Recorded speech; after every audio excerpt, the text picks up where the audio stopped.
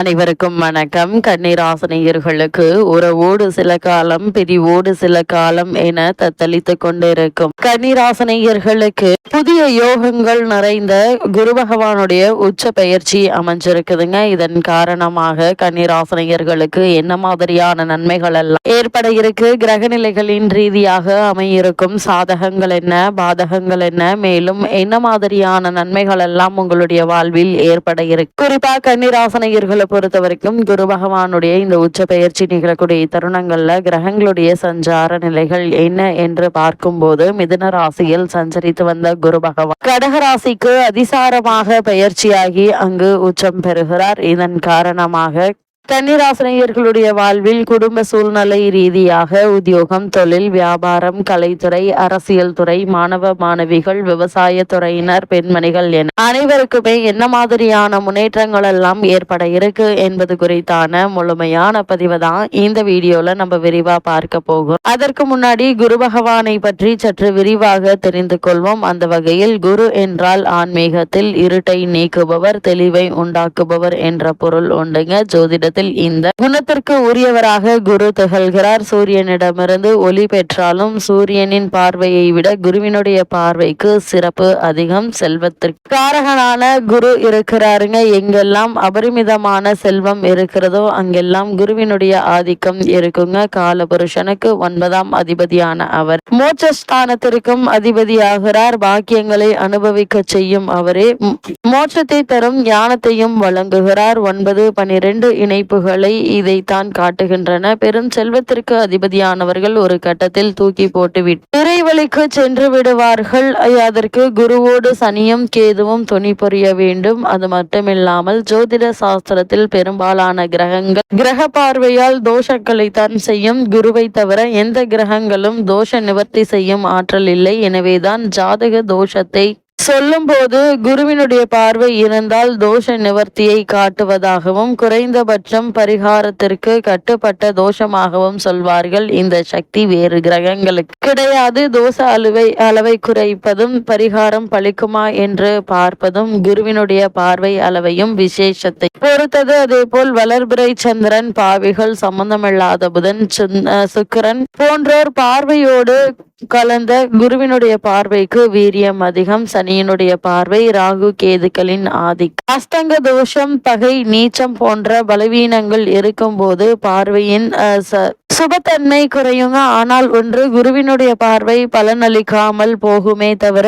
தீமையை செய்து விடாது. மற்ற கிரகங்களுக்கு குருவினுடைய பார்வைக்கும் உள்ள வித்தியாசம் இதுதான். எனவேதான் ஜோதிட சாஸ்திரத்தில் அவரை பூரண சுபகிரகமாக சொல்கிறார்கள். அப்படிப்பட்ட குரு பகவான் தற்போது மிதுன ராசியிலிருந்து அதிசாரமாக கடக ராசிக்கு பயிற்சியாகி அங்கு உச்சம் பெறுகிறார். இதன் காரணமாக கன்னிராசினியர்களான உங்களுக்கு மேலும் என்ன மாதிரியான நன்மைகள் எல்லாம் உங்களுடைய வாழ்வில் ஏற்பட இருக்கு என்று பார்க்கும்போது, உங்களுடைய ராசிக்கு 4, 7 ஆகிய இடங்களுக்கு அதிபதியானவர் குரு பகவான். அவர் உச்சம் பெறுவது நன்மைதான் என்றாலும் கேந்திரபத்திய தோஷம் பெற்றிருப்பதால் குடும்ப பிரச்சனைகள் அதிகரிக்குங்க. கருத்து வேறுபாடுகள் உருவாகி மனக்கலக்கம் ஏற்படுவதற்கான வாய்ப்புகள் இருக்கு. பெற்றோர் வழியில் வாழ்க்கை துணையின் உத்தியோக சம்பந்தப்பட்ட கவலை மேலோங்குங்க. என்ன இருந்தாலும் ஒரு சில காரியங்கள்ல நிச்சயம் வெற்றி கிடைக்கும் என்பது எந்த ஒரு சந்தேகமும் இல்லைங்க. குறிப்பாக திருமண சம்பந்தமான முயற்சிகளை மேற்கொண்டு வரும் கன்னிராசினியர்களுக்கு இவ்வளவு நாட்களாக ஏற்பட்டு வந்த தடங்கல்கள், தாமதங்கள் நீ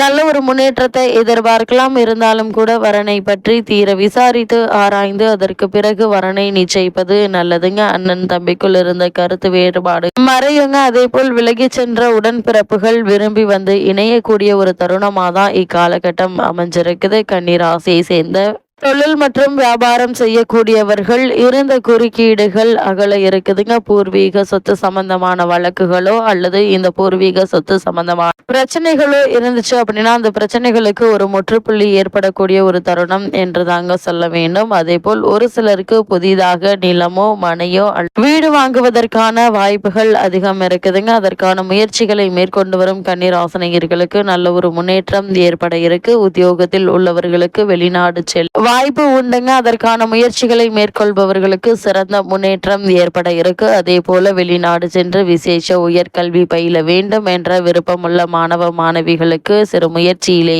நல்ல ஒரு முன்னேற்றம் ஏற்படக்கூடிய ஒரு தருணமாக தான் இக்காலகட்டம் அமைஞ்சிருக்குதுங்க. அது மட்டும் இல்லாம கன்னிராசினியர்களை பொறுத்த வரைக்கும் இக்காலகட்ட கிரகநிலைகளை ஆராய்ந்து பார்க்கும் போது இத்தருணங்கள்ல புதன் உங்களுடைய ராசியிலேயே உச்சம் பெற்று சஞ்சரிக்கிறார். அவர் உச்சம் பெறுவது விரையாதிபதி சூரியனோடு இணைந்து சஞ்சரிக்கிறார். எனவே வருமானம் ஒரு புறமும் வந்தாலும் விரயங்கள் மறுபுறம் ஏற்படுங்க. பயணங்கள் அதிகரிக்க இருக்கு. புகழ்பெற்ற ஆலயங்களுக்கு சென்று வர வேண்டும் என்ற எண்ணம் பூர்த்தியாகக்கூடிய ஒரு தருணமாக இக்காலகட்டம் அமைஞ்சிருக்குதுங்க. அதே போல அரசு வேலைக்கு விண்ணப்பித்தவர்களுக்கு அது கை கூட இருக்குதுங்க. 10ல் குரு இருப்பதால் பதவி மாற்றம் இடமாற்றம் வருவதற்கான வாய்ப்புகள் இருக்குங்க. இவ்வளவு நாட்களாக உங்களுக்கு காரணமே இல்லாமல் மறுக்கப்பட்டு வந்த பதவி உயர்வு, ஊதிய உயர்வு, உத்தியோகத்தில் கிடைக்க வேண்டிய சலுகைகள் ஆகியவற்றை இப்போ தாராளமாக எதிர்பார்க்கலாம் என்பதை கிரகங்களுடைய சஞ்சார நிலைகள் தெளிவாகவும் உறுதியாகவும் எடுத்து காட்டுது. உங்களுடைய ராசிக்கு அதிபதியாகவும் 10ஆம் இடத்திற்கு அதிபதியாகவும் விளங்கக்கூடியவர் புதன். அவர் தனஸ்தானத்திற்கு வரும்போது பொருளாதாரத்தில் நிறைவு ஏற்படுங்க. புதிய முயற்சிகள்ல நிச்சயம் வெற்றி கிடைக்கும் என்பதுல எந்த ஒரு சந்தேகமும் இல்லைங்க. புகழ்மிக்கவர்கள் உங்களுக்கு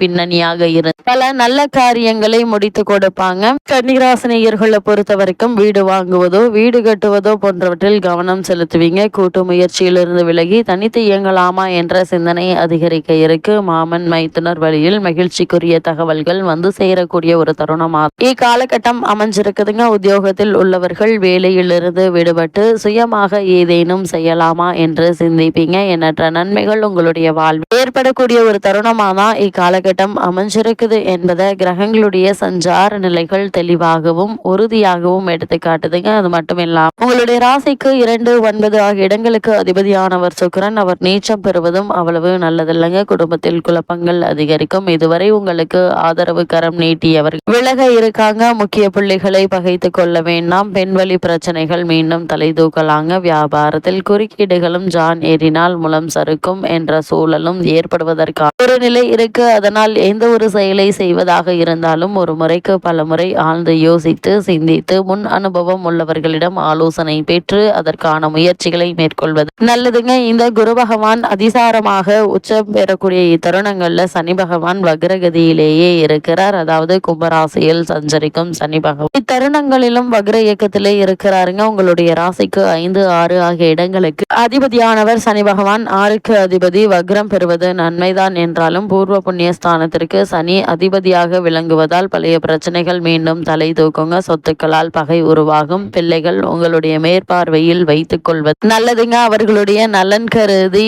எடுத்த முயற்சியில தடைகளும் தாமதங்களும் வருவதற்கான வாய்ப்புகள் இருக்கு. அதனால் அதிக கவனத்தோடும் எச்சரிக்கையோடும் இருப்பது அவசியங்க. அதே போல பொது வாழ்வில் உள்ளவர்களுக்கு புதிய திருப்பங்கள் ஏற்பட இருக்குதுங்க. வியாபாரம் மற்றும் தொழில் செய்பவர்களுக்கு மாற்றினத்தவர்கள் உறுதுணையாக இருப்பாங்க. உத்தியோகஸ்தர்களுக்கு பதவி உயர் திருப்தி தரும் என்பதுல எந்த ஒரு சந்தேகமும் இல்லைங்க. கலைஞர்களுக்கு நட்பால் நன்மை உண்டு. மாணவ மாணவிகளுக்கு கல்வியில் மேன்மை கிடைக்குங்க. பெண்மணிகளை பொறுத்த வரைக்கும் உங்களுடைய எதிர்பார்ப்புகள் நிறைவேறக்கூடிய ஒரு தருணம் என்றுதான் சொல்ல வேண்டும். இல்லத்தில் மங்கள ஓசை கேட்க வழிபிறக்க இருக்குதுங்க. இத்தருணங்களை பொறுத்த வரைக்கும் கன்னிராசினியர்கள் எந்த ஒரு முயற்சிகளை நீங்கள் மேற்கொண்டாலும் தொடர்ந்து அவற்றை மேற்கொள்ளும் போது நிச்சயம் வெற்றி கிடைக்கும் என்பதில் எந்த ஒரு சந்தேகமும் இல்லைங்க. கன்னிராசினியர்களுக்கு இந்த குரு பகவானுடைய உச்ச பயிற்சி நிகழக்கூடிய தருணங்கள்ல கிரகநிலைகளின் ரீதியாக கூறப்படும் பரிகாரம் என்ன என்று பார்க்கும்போது வீட்டிற்கு அருகாமையில் உள்ள திருக்கோவிலுக்கு சென்று குரு பகவானுக்கு நெய் தீபம் ஏற்றி வைத்து வழிபடுங்க. எண்ணற்ற நன்மைகள் உங்களுடைய வாழ்வில் ஏற்படும் என்பதை கிரகநிலைகள் உங்களுக்கு உறுதியளிக்குது.